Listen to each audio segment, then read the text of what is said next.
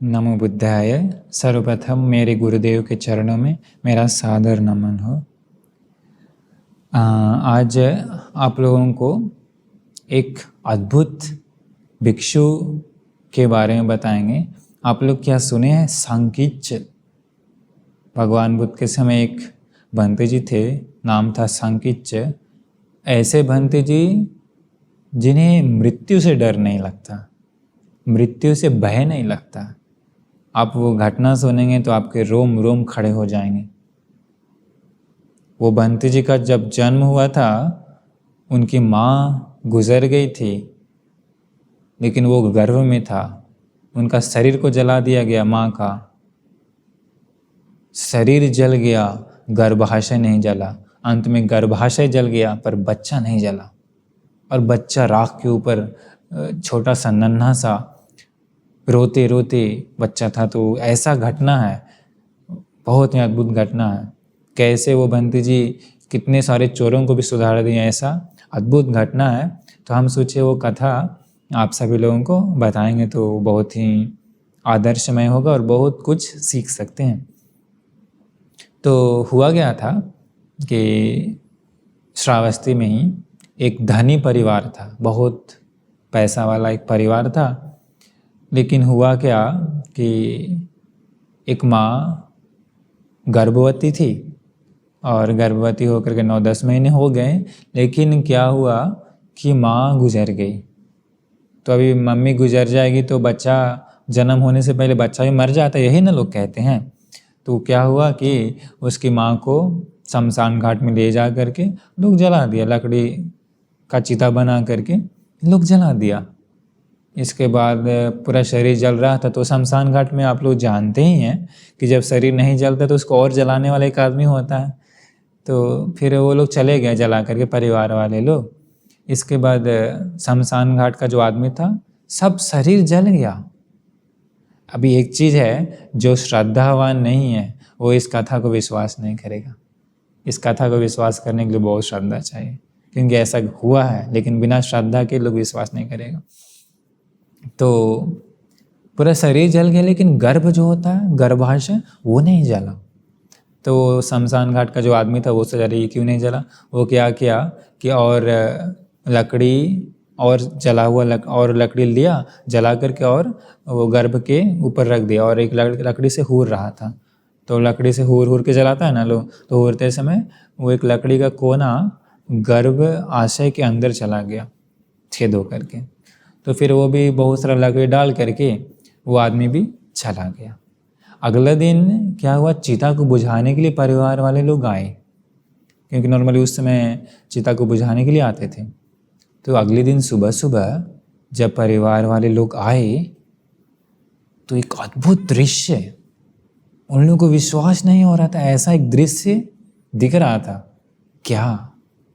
उसी राख के ढेर पर एक नन्हा सा बालक, एक स्वर्णमय बालक, एक सुनहरा रंग का बालक, एक सुंदर सा नन्हा सा मुन्ना सा प्यारा सा बालक रो रहा है, बच्चा राख पर। लोगों को आश्चर्य हो गया, अद्भुत हो गया। उस बच्चे को उठाया, लोगों ने सोचा कि ये बच्चा तो मनुष्य, मानव इंसान नहीं है, ये पक्का कोई देव का वरदान है, ये बच्चा एक दिव्य है, ऐसा वो लोग माना। ऐसा अद्भुत घटना होने के बाद वो लोग उस बच्चे को ले करके गया, पता है कहाँ? उस समय में भी ज्योतिषी वाला लोग था, भविष्य देखने वाला, उसके पास ले गया। उसने बताया डरने की कोई बात नहीं, ये बच्चा मानव बच्चा है, मनुष्य है, मनुष्य इंसान है। ये बच्चा बहुत ही पुण्यवान है, बहुत ही भाग्यवान है। ये बच्चा भविष्य में बहुत सारे भिक्षुओं का गुरु बनेगा ये, ऐसा उसने कहा। फिर उसने कहा अरे ये क्या, इस नन्हे से बालक की आंखों में चोट कैसा, आंखों के पास थोड़ा सा जख्म क्या है? वो क्या हुआ था, जब जल रहा था गर्भाशय तो आदमी एक लकड़ी से हो रहा था, छिद्र हो गया था, वही लकड़ी का कोना वो बच्चे का आँख में लग गया, तो छोटा सा घाव पड़ गया था। तो इसी के बाद उसका नाम सांकीच्य रखा गया। अभी धीरे धीरे बच्चा बड़ा होता है, उस घर के लोग, परिवार के लोग गोद गोद में लेता है, उसे बहुत प्यार देता है। धीरे धीरे बच्चा बड़ा हुआ, बड़ा लगभग 6-7 साल की उम्र हो गई। तो इसके बाद घर के लोग बोलते हैं, अरे बाबू, अरे प्यारे, तुम तो एक सूते से बच गए, एक सूते से बच गए। तुम्हारी माँ मर गई थी जब तुम गर्भ में ही थी। हम सभी लोगों ने उस माँ का शरीर को जला दिया, तुम भी उस दिन मर जाते, बट तुम बड़ा ही भाग्यवान हो कि शरीर भी जल गया, गर्भाशय भी जला, पर तुम नहीं जले, एक सूता से तुम बचे हो। ऐसा करके लोगों से चूमते थे, प्यार करते थे। तो बालक 7 साल का हो गया था। 7 साल का हो गया तो वो अभी सोचने लगा कि अरे हम अंतिम सूता से, मतलब कि शेर का मुख में जा कर के हम वापस आए, शमशान घाट में जा कर के वापस आए, आग में जल कर के आग से निकल गए। अद्भुत घटना है ना। तो वो सोचा हम तो सचमुच में एक सूता से बचे हैं। अरे ये संसार तो बहुत ही खतरनाक है, जब जब जन्म लेंगे तब तब ऐसा दुख ही मिलेगा। अरे ऐसा है तो मुझे मुक्ति चाहिए, संसार से मुक्त हो जाएंगे तो कितना अच्छा है। ऐसा सोच करके वो अपनी माँ ने परिवारों को कहा कि ऐसा है तो कृपा करके हमें, प्लीज़ कृपा करके हमें चीवर पहनने दीजिए, इतना दुख से हम बच गए हैं, हमें इस संसार से मुक्ति चाहिए, मुक्त होने के लिए मैं मेहनत करना चाहता हूँ। तो परिवार वाले सोचा अच्छा क्या बात है, बच्चा तो बोल रहा है, इतना अनुमति दे देते हैं। तो परिवार वाले लोग जो थे ना, वो अरहंत सारिपुत्र भंत जी का दायक लोग थे, मतलब अरहंत सारिपुत्र भंत जी का को सेवा करने वाले, दान देने वाले मतलब। तो वो लोग क्या किया, अरहंत सारिपुत्र भंत जी को ले जाकर के वो बच्चा पूजा कर दिया, समर्पित कर दिया, क्योंकि वो लोग जानता था कि सारिपुत्र भंत साधारण नहीं है, इस बच्चे को पक्का उत्तम ही बनाएंगे, श्रेष्ठ ही बनाएंगे, तुच्छ तो कभी ना बनाएंगे। ऐसा सोच करके बच्चे को सौंप दिया। फिर वो लोग आ गया।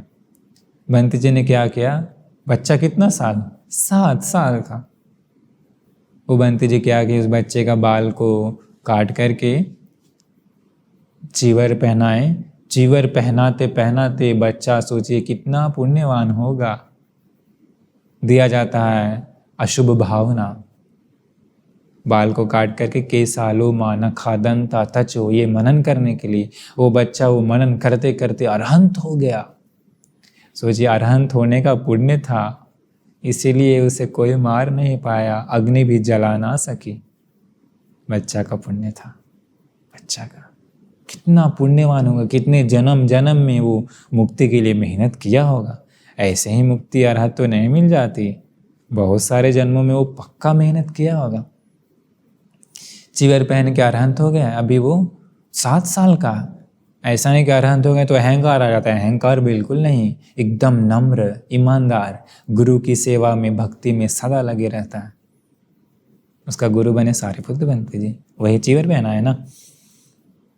उसी समय क्या हुआ, श्रावस्ती में और 30 लोग, मतलब लगभग मध्यम उम्र के लोग, लगभग 40 होगा उम्र, वैसे लोग मुक्ति के लिए भगवान बुद्ध जी के पास आकर के चीवर पहन लिए। घटना बहुत ही सुंदर है। चीवर पहन के वो लोग बात की आपस में कि अरे हम लोग को बहुत मुश्किल से यह बुद्ध शासन मिला है, बुद्धों का मार्ग आसानी से नहीं मिलता है। ऐसा है तो हम लोग मेहनत करना चाहिए ध्यान साधना करने के लिए। वो लोग भगवान बुद्ध के पास गया, भगवान आज्ञा दीजिए, हम लोग जाना चाहते हैं दूर किसी जंगल में अपना उद्धार करने के लिए। भगवान बुद्ध बताएं कि वत्स, उधर जो जाने का सोच रहे हो वो थोड़ा खतरनाक एरिया है, थोड़ा डेंजर एरिया है, इसलिए जाओ सारिपुत्र भंत जी से थोड़ा मिल कर के जाओ, वो कोई एक सेवक दे देगा, कोई सामनेर भंत जी, सामनेर में तो जो उपसंपदा ना होगा सेवा करने के लिए सारिपुत्र दे देगा, उससे भी साथ लेकर के जाओ, फिर यात्रा मंगलमय होगी। ऐसा बोल करके भगवान बुद्ध उन लोग को सारिपुत्र भंत के पास भेज दिए। वो लोग सारिपुत्र भंत जी के पास आए, प्रणाम किए और उन लोगों ने कहा कि भंत जी, भगवान ने हम लोगों को आपके पास भेजा है आपसे कोई सेवक मांगने के लिए, छोटा सा भंत जी मतलब सामनेर मांगने के लिए। सारिपुत्र भंत जी कहे मेरे पास तो कोई सामनेर नहीं है, किंतु एक छोटा सा है, 7 साल का, संकिच्छ नाम है उसका। अगर आप लोग चाहें तो इसे ले जा सकते हैं। वो लोग एक दूसरे का चेहरा देखने लगा, अरे ये 7 साल का मतलब इतना छोटा सा बच्चा को लेकर के जाएंगे तो वो क्या हम लोगों की सेवा करेगा, हम लोगों को फिर उसे सेवा करना पड़ेगा। 7 साल का बच्चा को खिलाना पिलाना पड़ेगा। सारे बुद्धिमंती ने बताया, नहीं तुम लोगों से भूल हो रही है, सांप छोटा है, ऐसा सांप को कभी छोटा मत समझना चाहिए, सांप को कभी छोटा नहीं। यह जो भिक्षु है, ये श्रमण है, इसके कारण आप लोगों को हम गारंटी के साथ कह सकते हैं कि आप लोगों को कभी कष्ट नहीं होगा, कभी दुख नहीं होगा, कभी अमंगल ना होगा, सदा मंगल ही होगा, ऐसा हम गारंटी के साथ कह सकते हैं। और उसमें भी भगवान बुद्ध जी ने आप लोगों को हमारे पास भेजा इसी के लिए, इसी को साथ लेकर के जाने के लिए। इसलिए आप लोग इसे साथ लेकर जाइए। तो वो बंटी लोग क्या करे, अब लेके चलते हैं इस छोटे से मुन्ने, सब हम लोग सेवा करना पड़ेगा इसको, ऐसा सोच करके उस 7 साल के वो संकीच बंटी जी को लेकर के गए दूर जंगल में, गए दूर की गाँव में, बहुत दूर। तो गाँव था, वो गाँव के लोग श्रद्धावान थे, भगवान बुद्ध के शिष्य लोग थे। 1000 फैमिली थी उस गांव में। वो लोग बहुत खुश हुए और वो 30 बंती लोग, 30 नहीं 31 हो गया ना, 31 बंती लोगों के लिए जंगल में कुटिया, ध्यान साधना करने की जगह, टॉयलेट, वॉशरूम सब कुछ बनाकर दे दिए। अभी वो लोग रहने लगे, वो लोग बात करने लगे वर्षावास के समय कि देखो हम लोगों को यह बुद्ध शासन मिला बहुत दुर्लभ से, युगों युगों के बाद ऐसा ज्ञान मिलता है, युगों युगों के बाद बुद्ध लोगों का जन्म होता है। अहो भाग्य कि हम लोगों को वैसा ज्ञान सुनने का मौका मिला, अहो भाग्य चीवर धारण करने का मौका मिला। इसलिए हम लोग व्यर्थ में समय ना गवाएंगे, हम लोग बिना देर हुए मुक्ति के लिए मेहनत करेंगे। हम लोग बात कम, ध्यान साधना ज़्यादा करेंगे और 1 सप्ताह में 1 दिन हम सभी लोग मिल करके धर्म की चर्चा करेंगे। ऐसा वो लोग प्लान बनाए। और वो लोग बताए कि अगर कोई इमरजेंसी होगा तो उसी आश्रम में 1 घंटी लगा दिया, किसी को कोई इमरजेंसी होगा तो घंटी बजा दीजिए, हम सभी लोग आ जाएंगे। ऐसा वो लोग प्लान बना लिया। अभी सब लोग रहने लगे। उसी समय क्या हुआ कि एक थोड़ा हल्का बुजुर्ग कोई आदमी था, वो अपनी बेटी के घर रहा करता, तो उसकी कई बेटियां थी। तो बेटियां लोग क्या हुआ, उसको भगा दिया, जाओ अब इतना दिन हमारा घर, मेरा कहीं दूसरे जगह जाओ। तो दूसरे घर की बेटी में गए, दूसरे बेटी घर गया, वहाँ से उसको वो भी भगा दिया।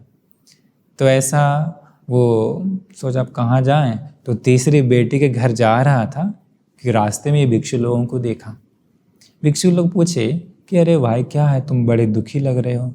वो कहता है कि हमें खाने के लिए खाना नहीं है, रहने के लिए जगह नहीं है, तो इसलिए हम भटक रहे हैं। तो बंती लोग बोले कोई बात नहीं, ऐसा तो हम लोग तुम्हें कुछ खाना दे देंगे। तो वो 30 बंती लोग जो थे, सब लोग अपना पात्र से, बर्तन से थोड़ा सा एक निवाला दे दिए, तो उसको इनफ हो गया। वो खा के सोचा कि अरे बंती लोग को हम लोग दे ही देते, हम लोगों को मिल ही जाता यहाँ रहने से आश्रम में, ऐसा तो यहाँ बंती लोगों को सेवा करते हुए, झाड़ू उड़ू लगाते हुए रह जाएंगे। ऐसा वो रहने लगा। इस प्रकार खाना खाता था भिक्षुओं का संघ का। लगभग 1-2 महीना गुजर गया। वो सोचा, उसको याद आने लगा बेटी की याद आने लगी। वो सोचा अरे काफ़ी दिन से बेटी के पास नहीं गए, वहाँ जाना चाहिए। अब ये भिक्षु लोग हमें भगाएगा नहीं, पूछेंगे तो अनुमति देगा नहीं, क्योंकि हम सेवा करते हैं, इसलिए बिना बताए जाना चाहिए। देखिए कितना कृतज्ञ लोग वैसा नहीं करता। कृतज्ञ लोग कभी भी चोरी काम नहीं करता, बिना बताए नहीं करता। लेकिन वो क्या कि चोरी चला गया। कहाँ? बेटी से मिलने के लिए। जाते समय क्या हुआ, उसी जंगल में कुछ चोर लोग थे। वो चोर लोग जंगल में किसी एक वृक्ष के पास मन्नत मांगते हैं कि अगर हमारा चोरी सफल हो गया तो वृक्ष को नर का बलि देंगे, मनुष्य का बलि देंगे। ऐसा वो लोग मन्नत मांग करके चोरी किया, सक्सेस हो गया। अभी वो लोग इंतज़ार कर रहा था कि अब मन्नत मांगे तो मन्नत को पूरा तो करना पड़ेगा। बलि के लिए मनुष्य को खोज रहा था, रास्ता में वो जा रहा था, पकड़ लिया सारे चोर लोग उस इंसान को।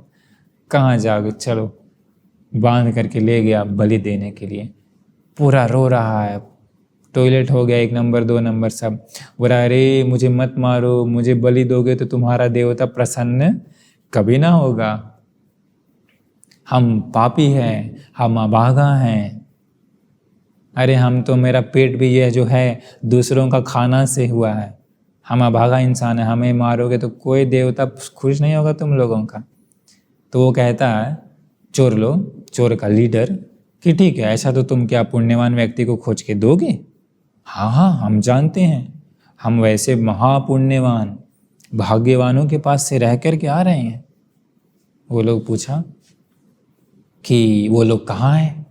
तो बताया कि आप लोग जंगल के इस रास्ते से इधर जाइए, नदी मिलेगी उसको क्रॉस करिए, फिर और दूर जाएंगे तो बहुत सारा कुटिया मिलेगा, रूम्स।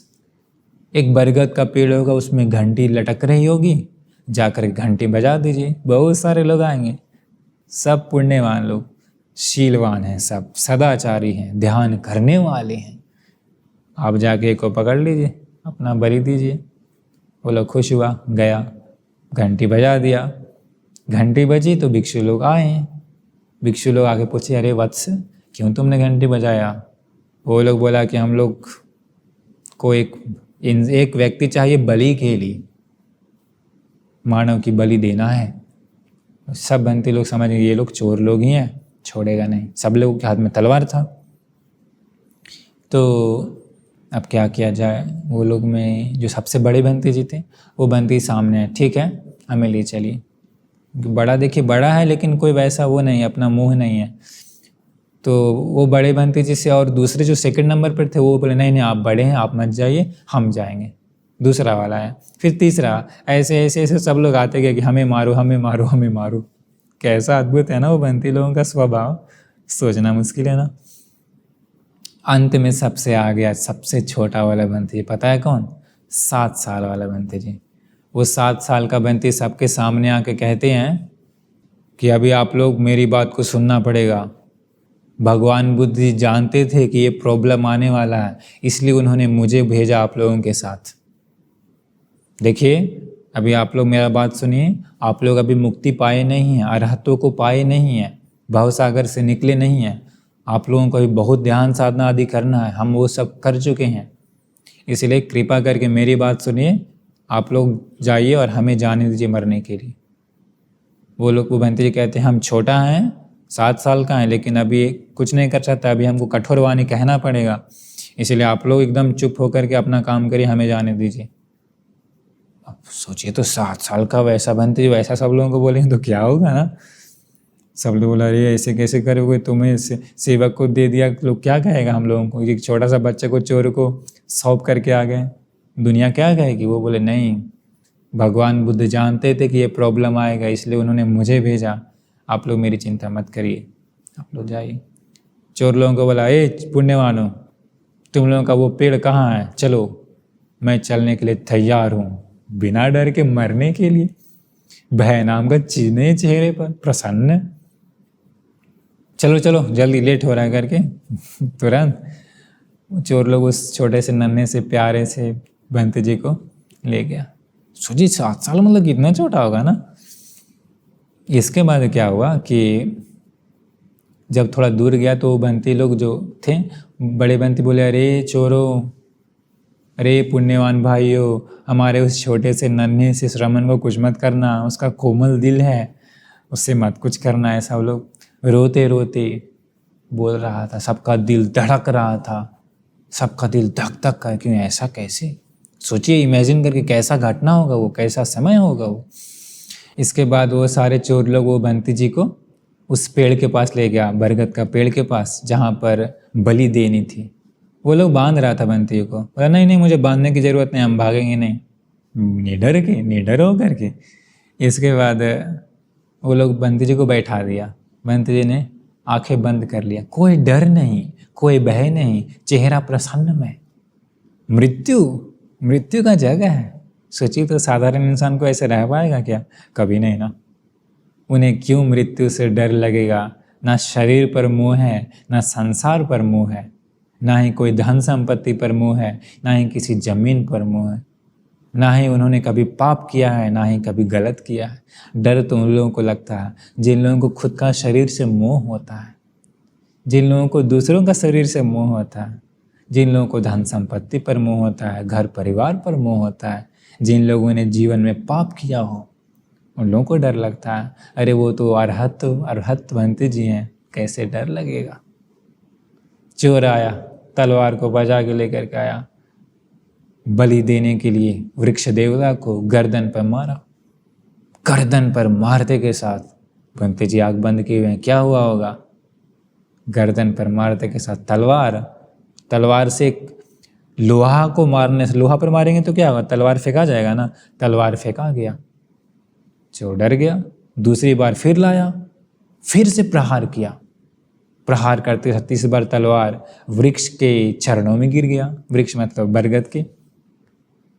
दूसरी बार भी लेके आया, वो तीसरी बार भी लेकर आया चोर। इस बार पूरा शक्ति से मारा, गला काटने के लिए, धड़ से अलग करने के लिए। कैसा होगा वो बंत जी ध्यान में बैठे हुए आंख बंद करके। तीसरी बार मारते के साथ तलवार ऐसे सिकुड़ गया, तलवार पूरा सिकुड़ गया। राजा के सारे रोम रोम खड़े हो गए, शरीर से पसीना बहने लगा। सारे चोरों का आंख खोले कि खुले रह गया। वह मेन चोर तलवार को फेंक दिया, चरणों में गिर गया। गिर के कहता, हे भगवान, हे ईश्वर, आप कौन हैं? हम लोगों ने इस पेड़ के नीचे सैकड़ों लोगों की बलि दी है। जब यहाँ पर लोगों को लाते हैं तो उन लोगों का पूरा 1 नंबर 2 नंबर सब बहता है, पसीना बहता है, डरते हैं, बेहोश होकर गिर जाते हैं। पर आप कौन हैं? आपके चेहरे पर डर नाम का चीज नहीं है। आप कौन हैं? वो लोग सोचा ये तो साक्षात भगवान आ गए। चोरों ने सोचा था। वो बंती जी कहते हैं कि डरना मेरे जीवन का स्वभाव नहीं है। मैं डर भय से परे जा चुका हूँ। डर भय आदि सब चीज उत्पन्न होता है मन में लोभ क्रोध मोह आदि गंदगी के होने से। वो सारे गंदगी मैं नष्ट कर चुका हूँ। मैं भवसागर से पार जा चुका हूँ। मैं किस बात से डरूं? इस शरीर से। मैं जानता हूँ कि ये शरीर नश्वर है। मैं किस बात के लिए डरूं? मुझे किसी चीज पर ममत्व मोह नहीं है। ये बातें सुनने के साथ वो सारे चोर का मेन लीडर और सब ध्यान से कान लगा के सुन रहा था।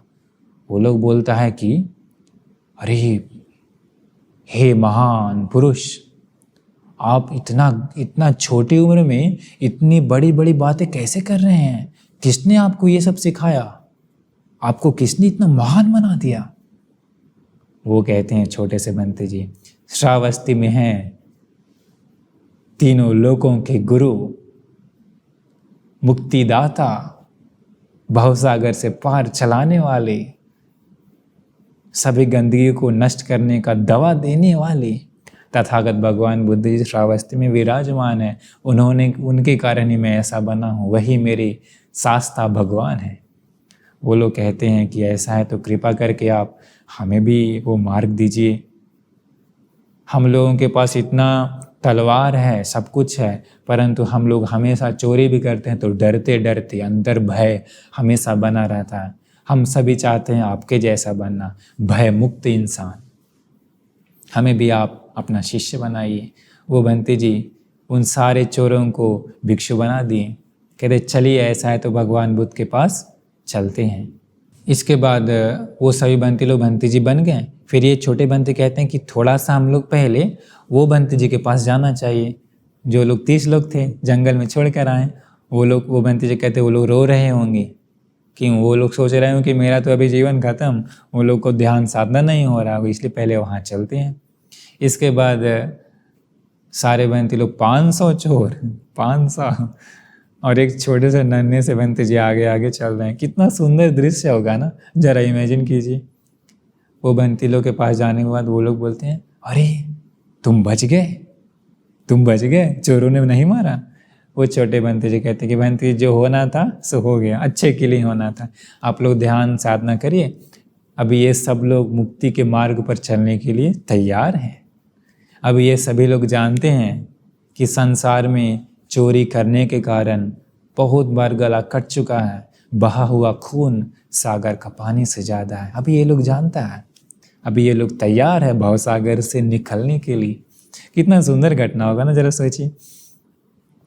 इसके बाद वो बंती लोग कहें ठीक है आप लोग जाइए, हम लोग वर्षावास के बाद आएंगे।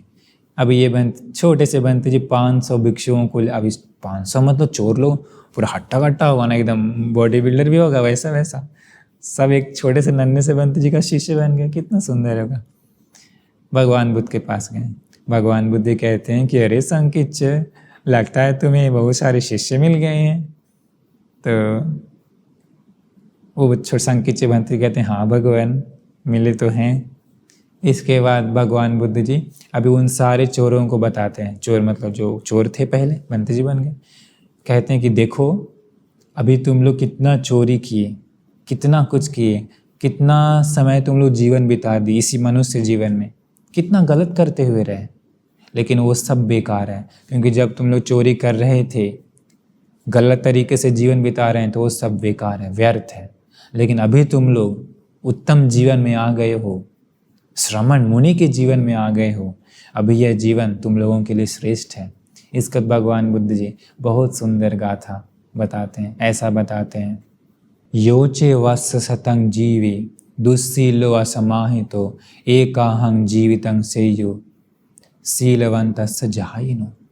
कहते हैं कि जो कोई व्यक्ति 100 सालों तक जीवन बिताता है लेकिन दुस्सील दुराचारी होकर के, पाप करते हुए, और ध्यान भी नहीं है, एकाग्र मन भी नहीं है, ऐसा कोई 100 साल भी जीवन बिताता है तो उससे ज़्यादा श्रेष्ठ है अगर कोई इंसान एक ही दिन जीवन बिताता हो, एक ही दिन, लेकिन वह सदाचारी शीलवान होकर के, तो एकाग्र चित्त से, तो भगवान बुद्ध जी कहते हैं वो एक दिन का जीवन उत्तम है, सर्वश्रेष्ठ है।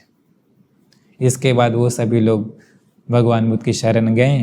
चीवर तो पहने हुए थे, धर्म सुन के कुछ ही दिन मेहनत की, वो सब लोग अरहत हो गए, भवसागर से पार चले गए। देखिए एक उत्तम इंसान के कारण, एक छोटे से नन्हे से बंती जी के कारण कितने सारे लोगों का उद्धार हो गया ना। वो कितना कहाँ कहाँ वो लोग चोरी करते करते भटक रहे थे, पर उन लोगों का भी कहीं ना कहीं पुण्य था उत्तम लोगों का संगति करने का। वो चोर लोग पिछले जन्मों में जरूर उत्तम लोगों की संगति में रहे होंगे, कर्म के आधार पर इस जीवन में तो चोर बन गए, लेकिन जैसे ही एक उत्तम सत्पुरुष इंसान मिलता है तो वो लोग तुरंत उसके सामने झुक गए। इसीलिए अगर अभी भी आप लोग उत्तम सत्पुरुषों के सामने सर झुकाते हैं, तो सत्पुरुषों की संगति करते हैं, तो संसार में कभी ना कभी अगर सत्पुरुष लोग मिलेंगे तो तुरंत उनके शरण में जाएंगे और धर्म को बोध करेंगे। देखिए सत्पुरुषों की महिमा कितना सुंदर है, कितना सुंदर है। अभी देखिए भगवान बुद्ध जी कहते हैं कि 100 साल भी अगर व्यर्थ जीवन बिता रहा है तो दुस्सील होकर के, उससे ज़्यादा उत्तम है एक दिन। ऐसा है तो आज से अगर आप लोग आज तक ऐसा कुछ गलत हो रहा था तो कितना समय भी जीवन बीत गया होगा, अभी तक हत्या या चोरी या झूठ या वैसा कुछ गलत करते हुए आ रहे थे, तो वो सब व्यर्थ का जीवन है, सब व्यर्थ का। अगर एक ही दिन जीवन बिताते हैं, लेकिन अगर शीलवान होकर बिताते हैं, तो ध्यानी होकर के बिताते हैं, तो सदाचारी जीवन बिताते हैं, तो दान हो करते हुए जीवन बिताते हैं, तो वो एक दिन का जीवन श्रेष्ठ है। भगवान बुद्ध जी बता श्रेष्ठ है, और वो वही एक दिन का जीवन महान बन जाता है उस इंसान के लिए, जैसे उन चोरों के लिए हो गया। तो ये थी संकिच बंती जी की कथा। कितना सुंदर था, कितना अद्भुत था। कभी भी मृत्यु से ना डरने वाले बंती जी, उन्हीं एक बंती जी के कारण कितने सारे चोरों का उद्धार हो गया। कितना सुंदर था वह बुद्ध शासन। हम लोगों का भाग्य है कि कम से कम हम लोगों का भी वैसा घटना सुनने के लिए भी मिल जाता है। इसलिए हम सभी लोगों को भी वो बंती जी का गुणों को अपना करके, उन चोरों का भी गुण जो बाद में सत्पुरुषों के सामने सर झुकाएं, वैसा सर झुकाने की आदत अगर हम लोगों में भी है, तो संसार में कभी भी अगर सत्पुरुष मिलेंगे तो कभी भी गलत राह में नहीं जाएंगे, हमेशा सत्पुरुषों को ही संगति में जाएंगे। इसलिए हम आप सभी लोगों को सदा सदा मुक्ति तक, निर्वाण तक सदा सत्पुरुषों के साथ रहने का, सत्पुरुषों के सामने सर झुकाने का, सत्पुरुष धर्म को अपना करके, सत्पुरुष गुणों को अपना करके परम निब्बान को साक्षात करने का भाग्य मिल जाए। नमो बुद्धाय।